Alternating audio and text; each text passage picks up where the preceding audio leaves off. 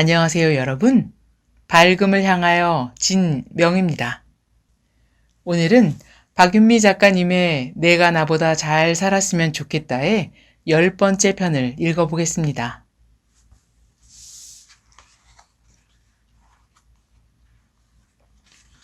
지금 길을 잃은 너에게.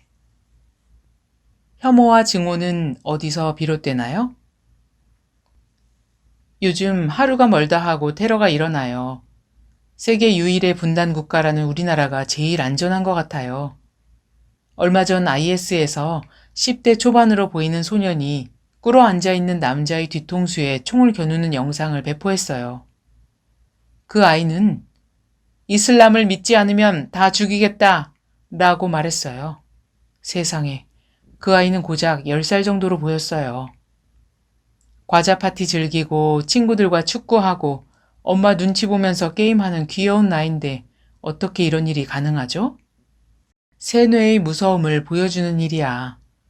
세뇌로 한번 옳다라는 생각이 주입되면 모든 판단력이 마비된 채 로봇처럼 생각하고 행동하게 되는 거란다. 부모의 사랑 속에서 맛있는 음식 먹고 친구들과 뛰어놀고 학교 다니는 건 인간으로서 해야 할 기초적인 일들이야. 정치나 종교를 논하기에 앞서 우선 건강하고 기본 태도를 갖춘 시민으로 성장하는 게 우선이란다. 그런 테러 집단에선 아이들이 누려야 하는 기본 권리조차 빼앗나 봐요. 그런 것 같아. 육신의 성장도 중요하지만 정신의 성장은 더 중요한 거야. 이해하고 포용하고 판단하고 사유하는 능력이 클수록 멋진 인생을 살아갈 수 있기 때문이지. 교육이나 여행을 중시하는 것도 이를 통해 정신이 성장하기 때문이잖아. 그런데 정신은커녕 아직 육체도 미숙한 어린아이의 마음을 증오라는 틀에 가두어 더 이상 생각할 수 없게 만드는 건 정말 무서운 일이란다. 어린이들은 백지처럼 순수하니까 세뇌가 더 잘 돼서 그런 거 아닐까요? 그럴지도 몰라. 혹시 전족에 대해 들어봤니? 옛날에 중국에서는 여자는 발이 작아야 미인이라고 해서 대여섯 살 난 여자아이들 발가락을 부러뜨려서 안으로 구겨 넣고 가죽으로 감싸 압박해서 발을 기형적인 작은 모양으로 만들었어. 전족 과정에서 감염으로 사망하는 아이들도 많았고 살아도 걸음을 제대로 걸을 수 없을 정도였대. 무척 비인간적으로 들리지? 그런데 이런 악습이 거의 1000년간 지속되었고 20세기가 돼서야 없어졌단다. 전족에 갇혀 걸음도 못 걷는다면 결국 육신의 장애를 갖게 되는 거네요. 증오에 갇혀 더 이상 생각을 못 한다면 정신의 장애를 갖는 거겠죠? 그래. 기본적으로 종교는 인간을 위해 존재하는 거란다. 그런데 거꾸로 되면 문제가 생기는 거야. 종교는 인간이 더 행복해지기 위한 수단이야. 그런데 종교로 인해 인간이 피 흘리고 죽는다면 그건 종교가 아니라 종교를 빙자한 하나의 권력 집단으로 봐야겠지. 그런데 종교란 뭔가 거룩한 사상을 가르치는 거 아닌가요? 왜 종교가 사람들에게 증오를 심어주나요? 군중의 증오를 부추겨서 욕심을 채우려는 지배층 때문이야. 증오심으로 세뇌되면 판단력을 상실하거든. 1920년대에 관동 대지진이 일어나서 일본 민심이 흉흉해지니까 일본 지도층이 한국인이 우물에 독을 탔다는 등의 유언비어를 퍼뜨렸어.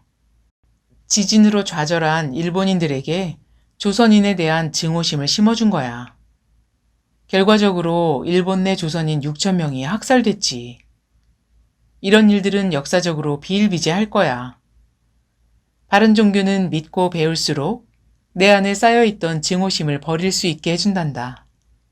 심지어 나조차도 몰랐던 잠재의식 안에 숨어있던 미세한 증오심마저 찾아내 버리게 해줄 수 있어야 해. 다른 종교와 사이비 종교는 엄청난 차이가 나는 것 같네요. 금방 구분할 수 있을 것 같아요.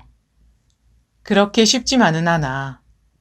사이비 종교가 세뇌하는 내용이 주로 우리의 욕심과 부합되기 때문에 아주 달콤하단다.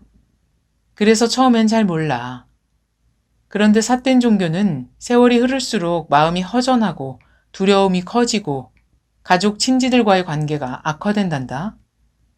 바른 종교는 그 반대라고 보면 돼. 믿고 배울수록 가족, 지인들과 좋은 관계가 되고 마음의 여유가 생기고 생각이 깊어진단다. 10년쯤 지나서 문득 과거의 나를 돌아봤을 때 스스로가 변한 모습에 놀랄 때가 생기지. 예전의 나라면 분해서 펄펄 뛰었을 텐데 어쩌면 이렇게 의연하게 넘겼을까? 이런 식으로 말이지. 그럼 사이비 종교의 유혹에 속지 않으려면 어떻게 해야 하죠? 우선 종교를 맹목적으로 믿으면 안 돼. 그 종교가 지향하는 목표가 무엇인지, 어떤 방법으로 목표를 달성하는지 알아봐야지. 이해가 안 되는 부분은 대충 넘어가지 말고 세세하게 물어서 확인해야 하고, 그 물음에 확실한 답을 해주지 못하는 종교는 분명 문제가 있는 거지. 그리고 무엇보다 중요한 건 내가 노력한 만큼만 얻겠다는 마음가짐이야. 만약 어떤 종교가 쉬운 방법으로 엄청난 결과를 얻을 수 있다고 약속한다면 그건 분명 삿된 집단이라고 생각하면 돼. 이런 자세를 갖추고 살면 결코 유혹에 넘어가지 않는단다. 무지의 때. 녹이 쇠로부터 나와서 다시 그 쇠를 녹슬게 하듯이 악도 이 사람의 몸에서 나와 다시 그 몸을 망치게 한다. 행실이 옳지 못한 것은 마음의 때요. 물질을 탐하는 것은 보시의 때요. 악한 행동은 이 세상과 다음 세상의 때다. 그러나 이러한 때보다 더 심한 때는 무지와 어리석음의 때다.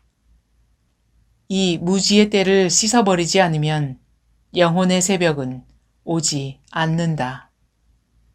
법구경. 여러분 잘 들으셨나요?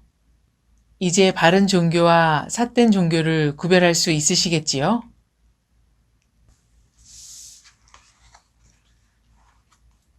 매일 지혜로워지는 우리를 위하여 진명의 책 읽기는 계속됩니다.